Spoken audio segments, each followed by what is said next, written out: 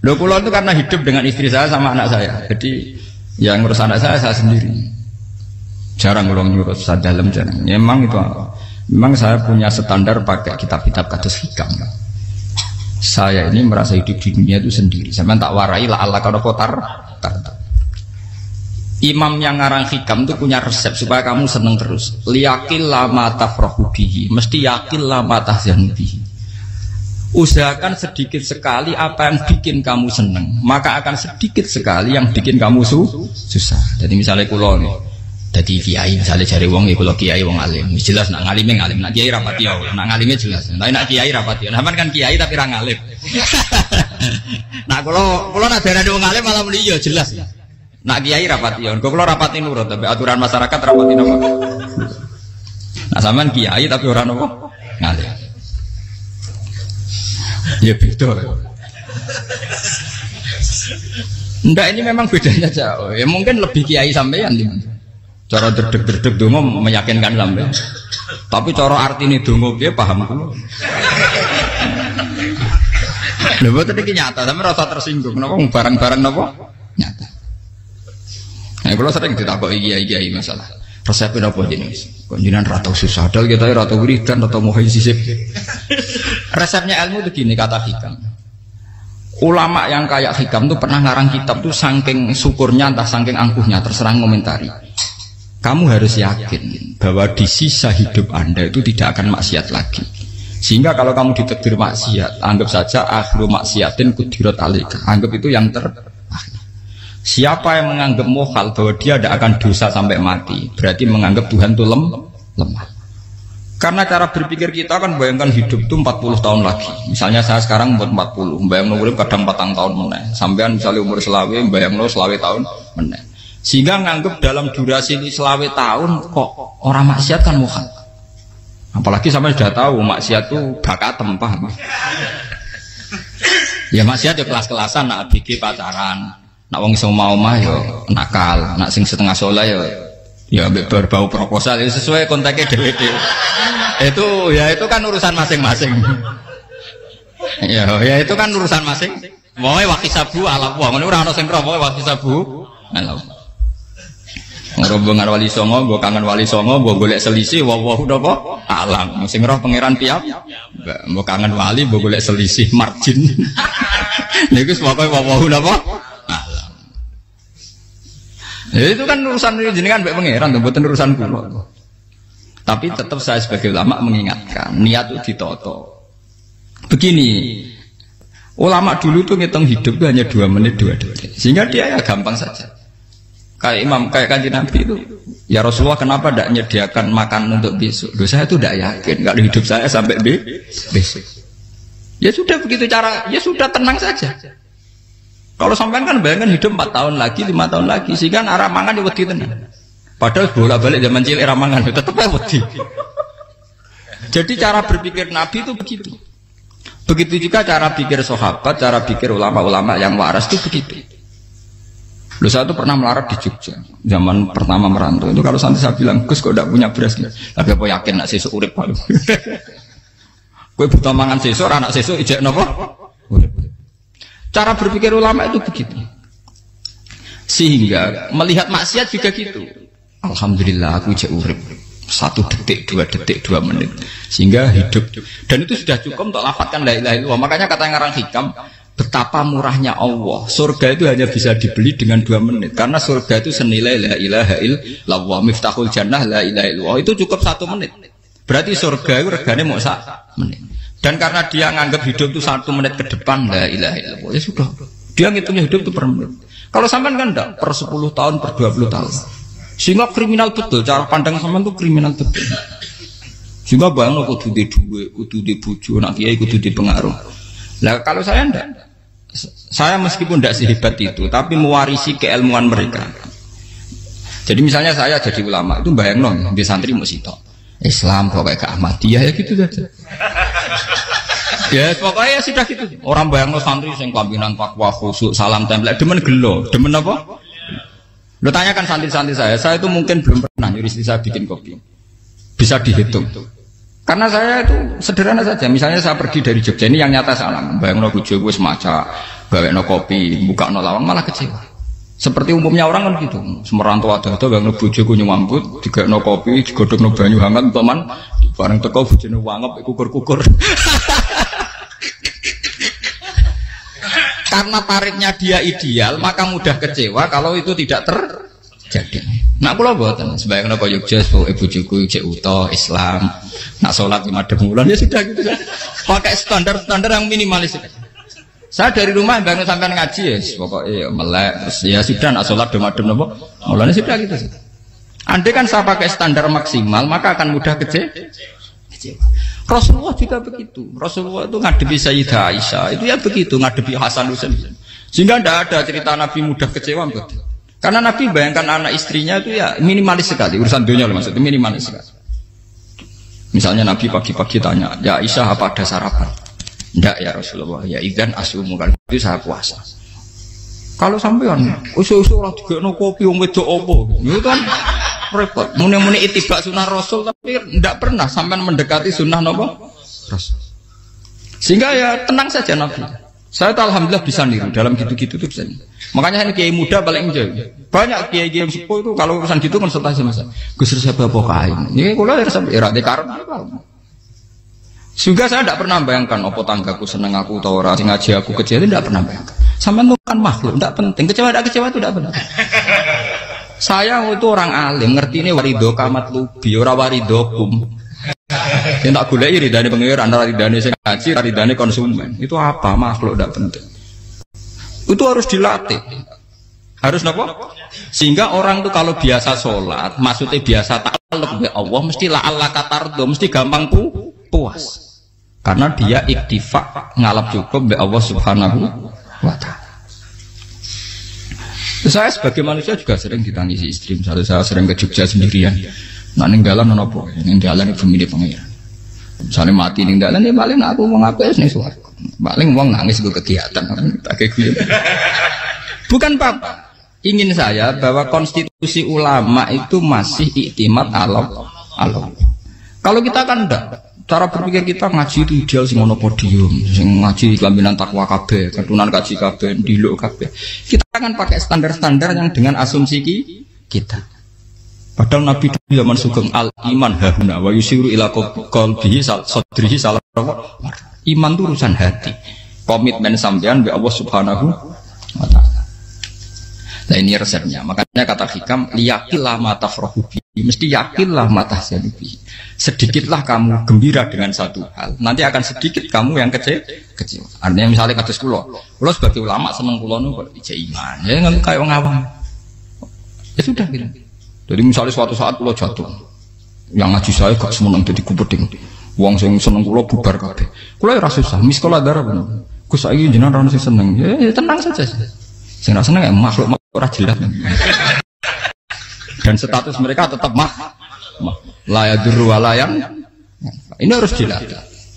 Sehingga Nabi itu ya meskipun beliau itu perang, sahabatnya meninggal ya tenang saja. Nabi cara berpikir yang meninggal mereka mati syahid, yang masih hidup dianggap berpotensi melakukan kebaikan. Sama tak warai resep-resep dari Rasulullah Shallallahu Alaihi Wasallam. Saya ini sebetulnya memaksa, menjelaskan ini maksa karena saya inginnya jadi ulama yang kayak umumnya orang, tidak ideal amat. Tapi kan saya ditegur ilmunya itu ideal, jadi terpaksa saya jelaskan. Tapi kalau perilaku saya tidak akan ideal. Soalnya ngawur saake mari Ghafuri pengiran nganggur bolak-balik cerita. Ada seorang wali, karena dia wali itu doa di multazam, ya Allah saya ini minta satu hal. Karena dia wali maka tidak minta uang, tidak minta jabatan, minta engkau takdir saya tidak pernah maksiat. Itu kan bagus sekali, minta doa ditakdir gak maksiat kan ada. Dari pengiran malah Syafi'i. Fa'ena adau ghufran. Karena tahu maksiat malah sifat ghafurku tak ada kok endi.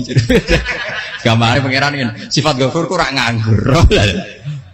Malah tidak ada orang selain Nabi kecuali ditakdir tahu maksiat dan sifat ghafure pangeran efektif. Paham apa?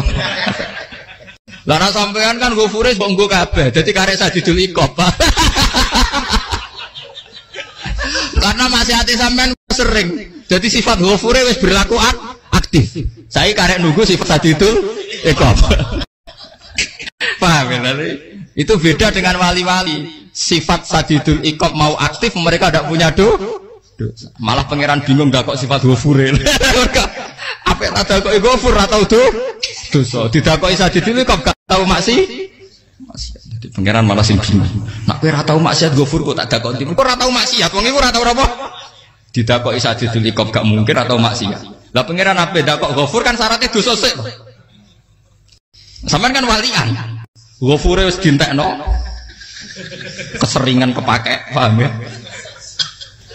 Karek nopo? Karek Sadidul Iqab. Ya itu memang standar Tuhan.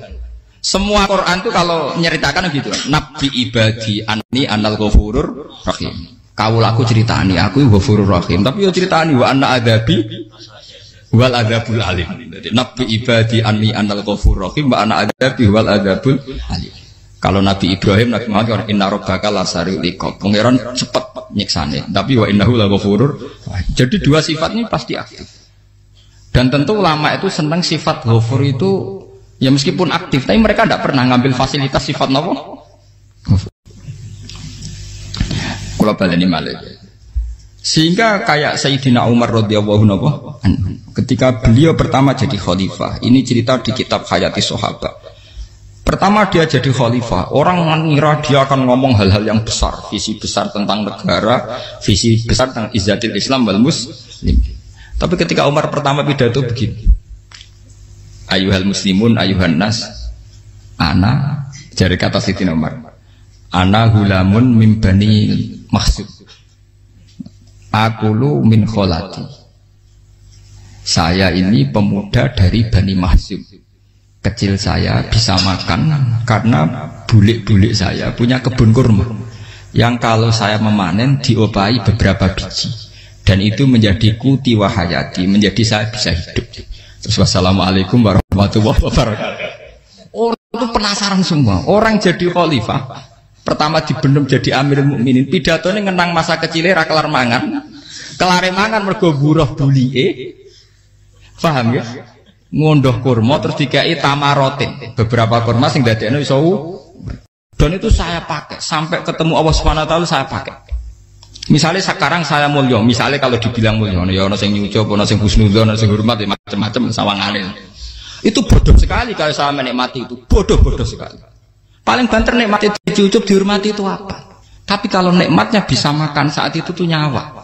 SBY jadi presiden prestasi, Gus Dur jadi presiden prestasi, tapi umpama presiden tetap mangan. Prestasi tertinggi adalah bisa makan selisat dirumki gojogonyo. Makanya Umar mengingatkan, sebetulnya nikmat tertinggi saya itu tidak saat saya jadi khalifah, saat itu kok aku iso mangan, cara gak aku mati. Paham ya? Jadi itu luar biasa. Kita ini kan menjadi angkuh karena ngitung nikmat itu yang besar-besar, punya prestasi, punya. Kalau saya enggak ngitung nikmat itu kelar mangan gak mati, kan gampang. Sehingga saya tidak mudah kecewa karena tarifnya minimalis, gak gampang apa? Jadi misalnya kalau kapan-kapan kok berhubung, Gus ini Tuhan rasanya jangan ngeten-ngeten. Oh makhluk itu ya gak apa-apa. Kalau distatuskan kiai kan seakan-akan ngomongnya sakral, seakan-akan mandi. Tapi nak tak status, oh makhluk itu ngomong-ngomong ya sudah kan. Menjadi kan sudah distatuskan sebagai apa? Makhluk. Tentu makhluk statusnya la yadurru wala yanfa. Di sini ini penting. Orang-orang ahli tauhid tentu tidak punya kesusahan. Innalladzina qalu rabbuna wa tsummas taqamu. Itu mesti tidak ada kesusahan sama sekali. Misalnya ulama-ulama dulu mau mati ya tenang saja. Mati kedua itu mati paling menantang ya, menyenangkan sekali. Karena mati yang seru itu mati zaman Al-Adam. Misalnya saya kelahiran tahun 70. Tahun 40-50 kan belum ada saya. Itu mati yang sejati karena Al-Adam. Kenapa? Al-Adam tidak ada. Mati yang nanti itu mati yang petualangan karena saya mati setelah menyaksikan kekuasaan Allah, setelah husnudzon sama Allah, sehingga mati yang menuruti kerinduan akan ketemu sang kekasih. Makanya Jalaluddin Ar-Rumi ketika mau meninggal dan orang-orang muridnya nangis, dia marah-marah. Hei murid-muridku, betapa bodohnya engkau. Saat kayak ini yang saya tunggu, saya sudah menyesal berusaha sampai Allah dat cinta senang. Aku kecewa waktu makhluk-makhluk koyo kowe. Saiki wis wayahe aku goleki kholik dat cinta senengi malah mbok tangi.